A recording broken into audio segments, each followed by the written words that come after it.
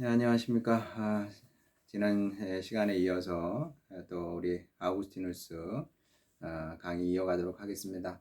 그래서 정말 이제 녹화 강의를 통해서 아우구스티누스를 이제 끝내도록 하겠고요.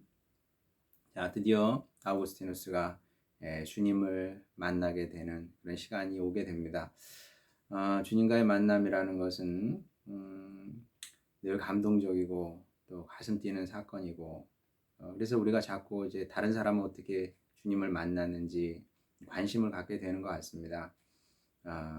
또 그런 만남을 우리도 소망하죠. 그리고 좀 목회하면서도 늘 소망하고 또 소망합니다만은, 우리 교회 식구들이 그렇게 이제 주님을 만났으면 좋겠다. 아우구스티누스처럼, 그리고 교회사에 존재했던 많은 우리 믿음의 선조들처럼 그렇게 주님을 만나고 이제 변화된 인생을 살았으면 좋겠다. 이런 소망을 갖고 목회도 합니다만 어렵죠. 왜 어려울까요?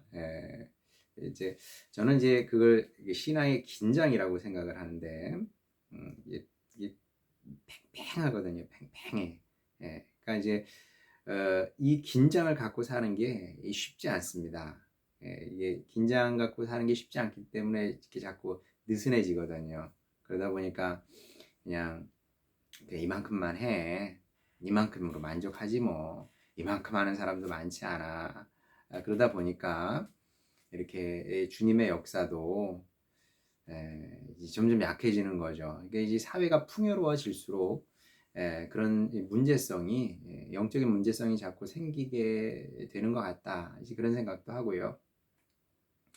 어쨌든 간에 그렇게 될 수 있으면 좋겠습니다만은, 현실적으로 쉬운 일은 아니고요. 그리고 뭐 어떻게 모두가 다 아우구스티누스처럼 주님을 만나겠습니까? 그러면 다 목사 된다고 할 텐데, 그러면 뭐 기업은 누가 운영하고 누가 농사는 짓겠으며, 누가 뭐 차는 운전하고 살겠습니까? 그렇게 보면 또 이해가 되는데, 어쨌든 몹시 방황하던 가련한 영혼 아우구스티누스가 꽤 나이가 먹어서 서른이 넘어서 주님을 만나게 되는데, 하나님께서 그를 회심으로 몰아가고 있었던 거죠. 그러니까 이제 아우구스티누스도 그걸 결국은 알았던 거죠.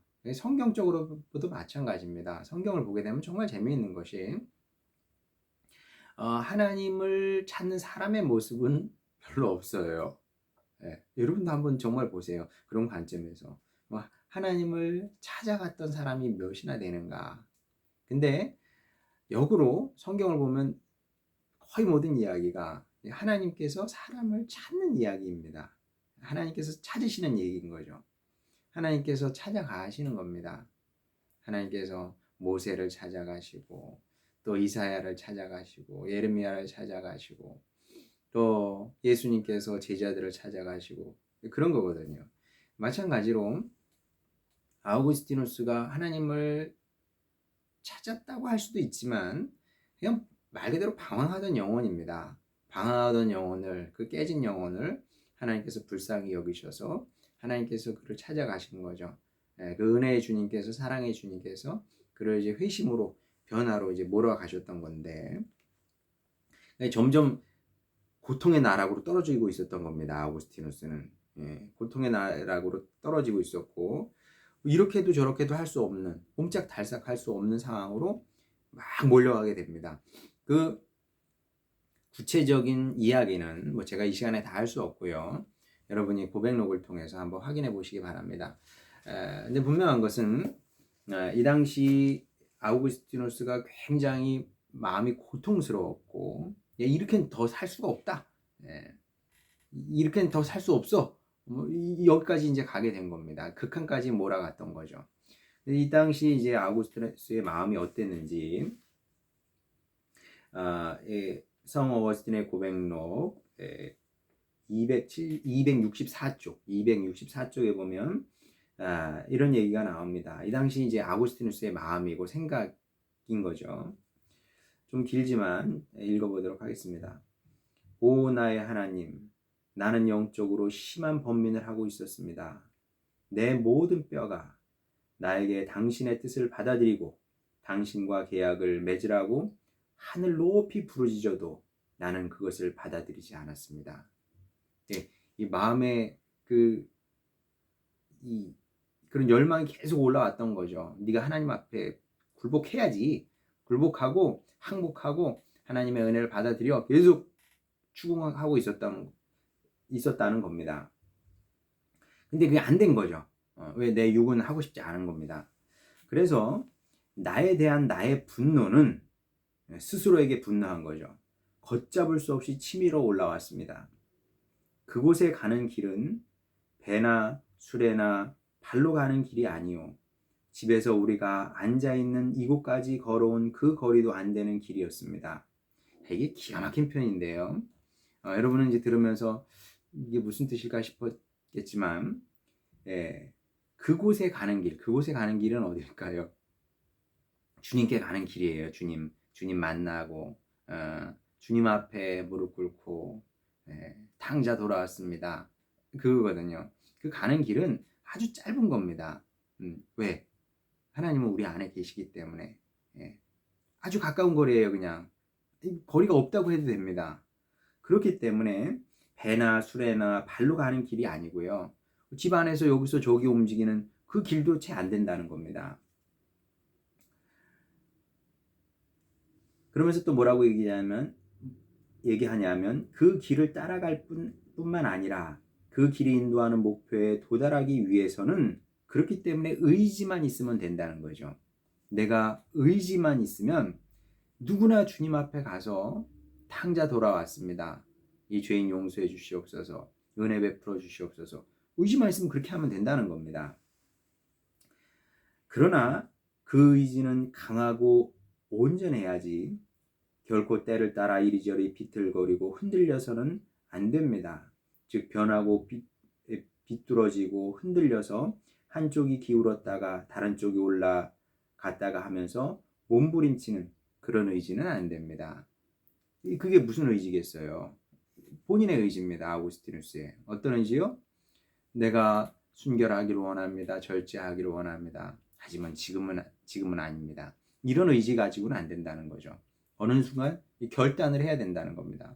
결단을 하고 다 내려놓고 바디메오처럼 순간 결단을 한 거 아닙니까? 내 겉옷을 잃어버려도 상관없어. 벌떡 일어나가지고 나사렛 자손 예수여 나를 불쌍히 여겨 주시옵소서. 이렇게 된 거거든요. 그런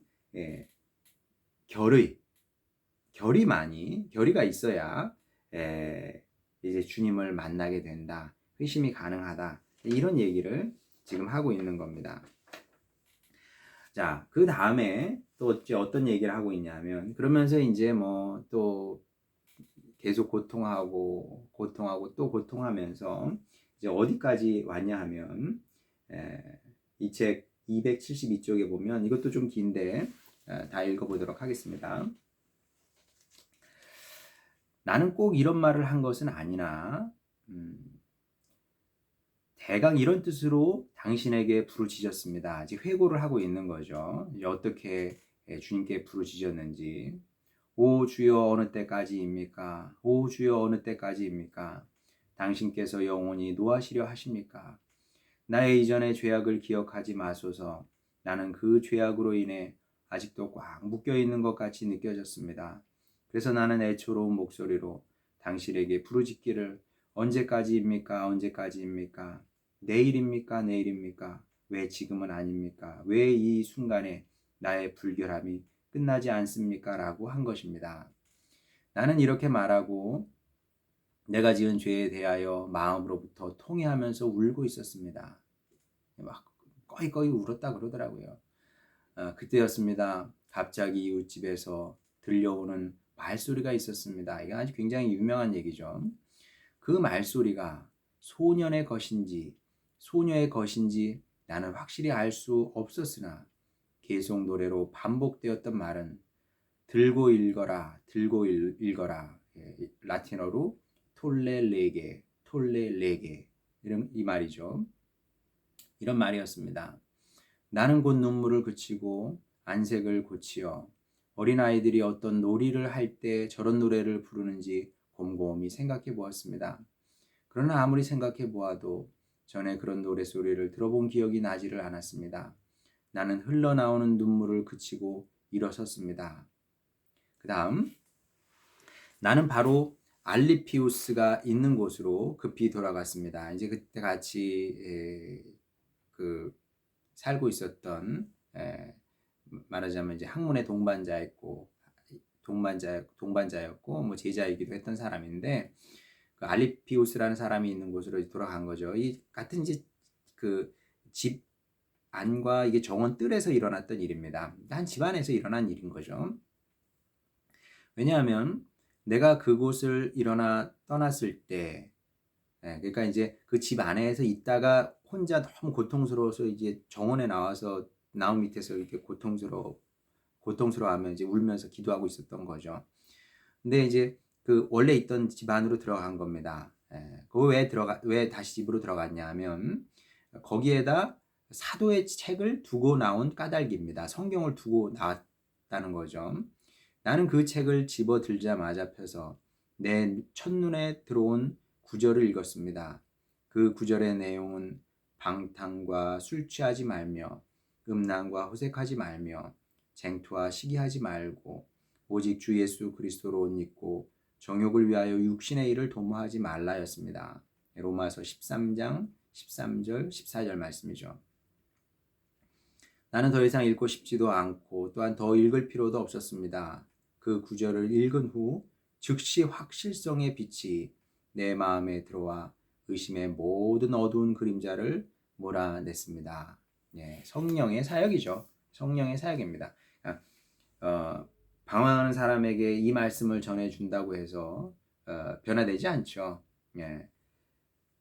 그 특별한 상황에 이 특별한 말씀이 아우구스티누스에게 주어졌고, 그리고 성령께서 일하심으로 말미암아 이렇게 아우구스티누스는 회심하게 되죠. 그래서 이제 정말 변화된 사람이 됐고, 이전까지, 그러니까 이전과 이후의 아우구스티누스의 가장 결정적인 차이는 무엇이냐면, 이전까지는 지혜의 종교를 추구했던 사람입니다. 아우구스티누스는 머리가 좋은 사람이기 때문에 지혜를 추구했는데, 근데 이제 은혜의 사람으로 거듭나게 되는 거죠. 그 전까지는 내가 머리로 이해해서 뭔가를 하려고 했던 겁니다. 근데 안 되잖아요. 이제 이것이 사실 그 인본주의와 우리 신앙의 차이기도 한데 지나가는 얘기입니다만은 인본주의가 왜 나쁩니까, 여러분? 인본주의 좋은 요소들 굉장히 많거든요. 인본주의도 박애를 추구합니다. 그 다음에 그 사람을 귀히 여기죠. 그리고 평화를 추구합니다. 뭐가 문제예요? 우리하고 비슷한데 어떻게 보면은 겉보기엔 쌍둥이처럼 비슷한 부분도 많이 있습니다. 결정적인 차이는 무엇이냐면 인본주의가 왜 악이냐면 인본주의는 자기 의와 선으로 하는 겁니다. 우리는 자기 의와 선으로 하는 것이 아니고요. 은혜로 하는 거죠. 그리스도로 덧입어서 그리스도의 은혜로 하는 거지. 이게 옳아. 그리고 내가 할 수 있어. 그래서 하는 게 아니라는 거죠. 그래서 그 예수님께서도 이 성경의 흐름이 그런 겁니다. 너희들이 결심하고 결단하고 옳다고 생각하는 것을 하라. 이게 아니라 예수님께서도 뭐라 그러십니까? 사도들에게 약속한 바를 기다려라. 그게 뭐겠어요? 성령께서 오셔야 되는 거죠. 성령께서 오셔야 내가 할 수 있는 것 더 잘하게 되고요. 그리고 그것을 더 잘하게 됐을 때 되더라도 그게 내 의나 내 교만이 되지 않는 거죠. 왜? 내 힘으로 한 것이 아니라 성령의 능력으로 한 것이기 때문에 그런 변화가 아우구스티누스에게서도 일어난 겁니다. 이제 더 이상 지혜의 사람, 물론 지혜는 계속 추구하죠, 당연히. 그러나 이제 은혜의 사람으로서 지혜를 추구하게 됩니다. 이게 굉장히 중요한 건데 이런 이제 맥락 속에서 아우구스티누스가 이제 예정론 비슷하게 얘기를 합니다. 예정론 비슷하게 얘기하고 그래서 이제 사람들이 아우구스티누스를 예정론의 아버지다 이렇게까지 얘기를 합니다만은 뭐 틀린 얘기는 아닙니다만은 저는 조금 다른 각도에서 봅니다. 이제 아우구스티누스가 예정론을 얘기했어. 맞죠? 맞습니다. 틀리다는 얘기가 아니에요. 맞습니다만은 그 이야기가 나온 그 배경을 우리가 살펴봐야 된다.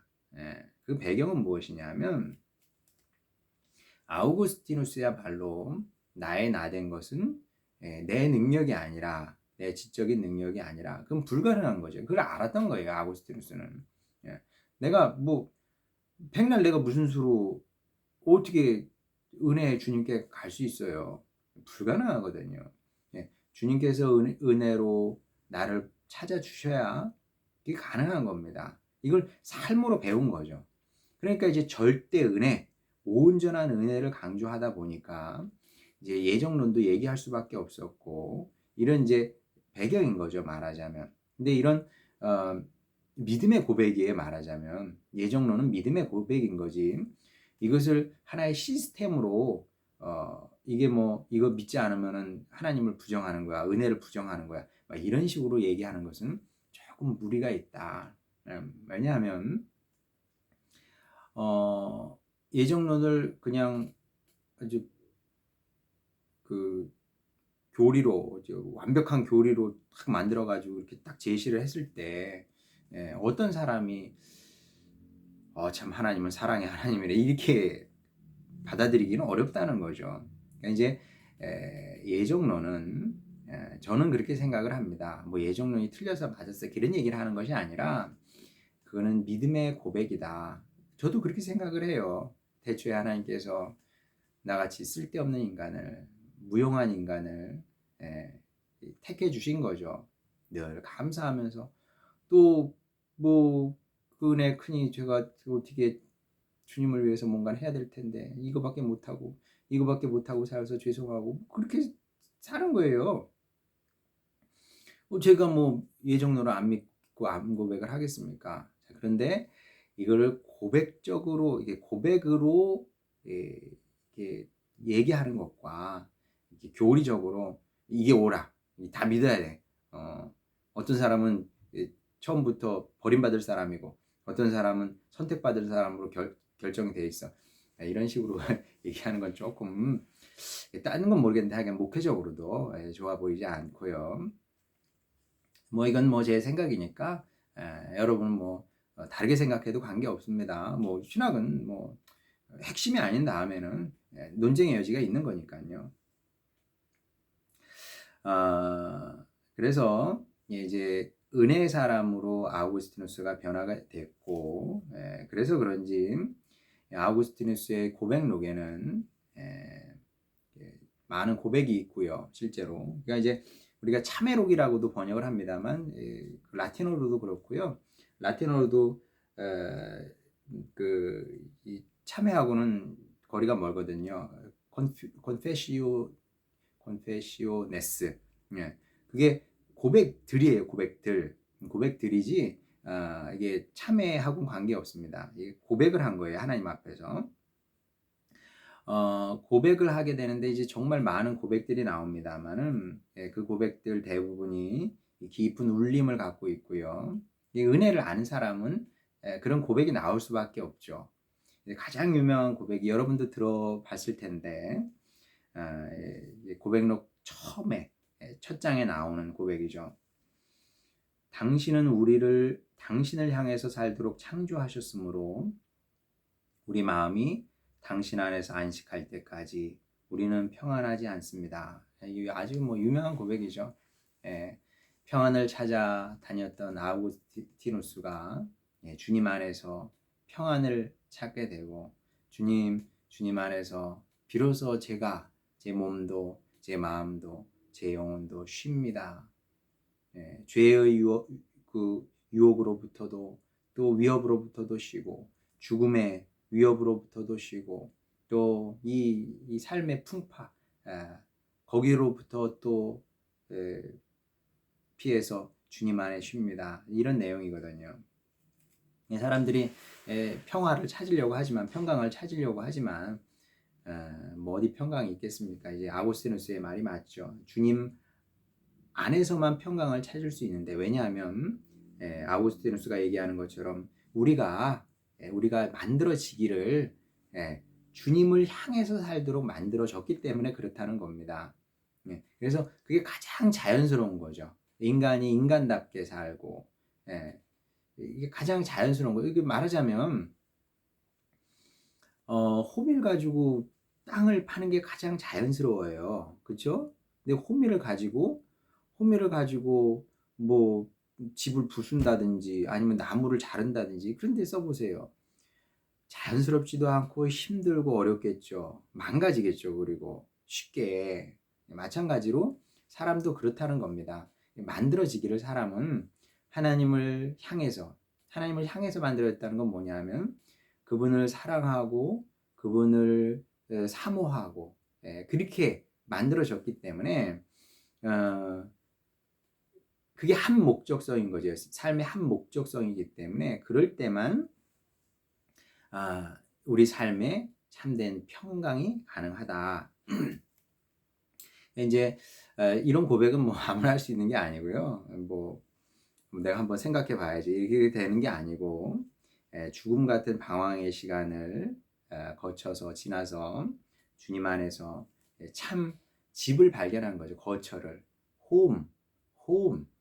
집 굉장히 좋은 데 아닙니까?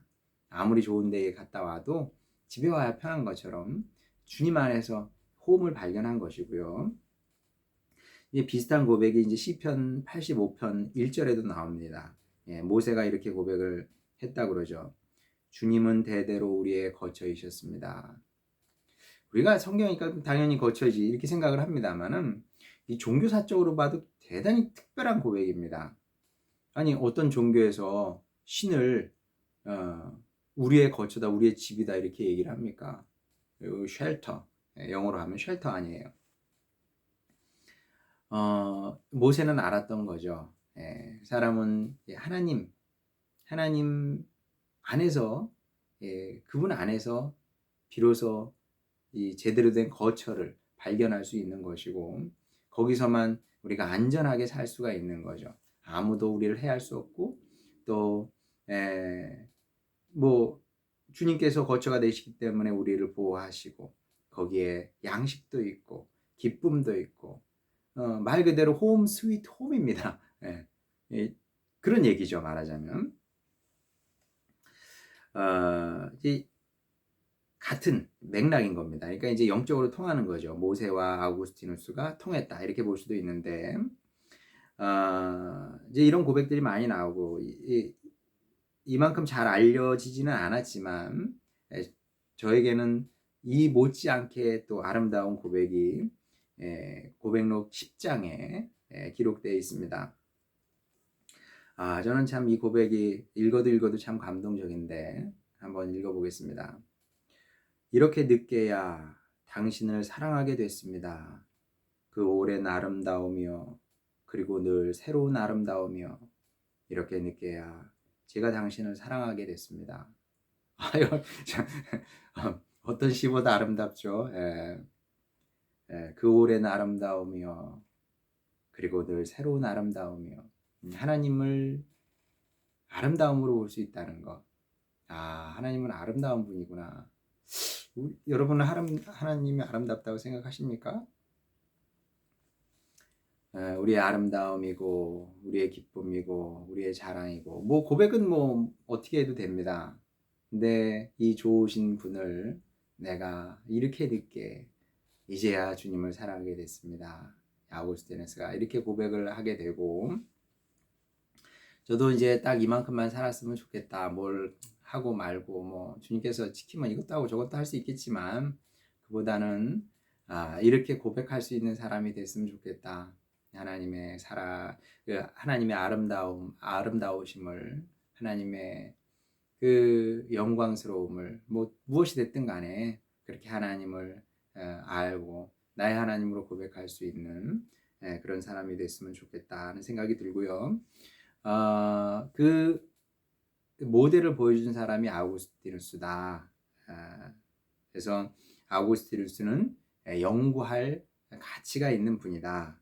물론 뭐 쉽지는 않습니다. 쉽지는 않습니다만은 여러분도 한번 도전해 보시기 바라고, 아우구스티누스 뭐 2차 자료들도 많이 있으니까 이 책 저 책 읽어가면서 공부하면 여러분의 인생과 또 사역에 큰 도움이 되리라 생각합니다. 뭐 부족하긴 하지만 이것으로 아우구스티누스 소개는 마치도록 하고요. 다음 마지막 시간에 존 오웬 다루고 뭐 이번 학기 시험 보고 마치면 되겠습니다. 예, 고맙습니다.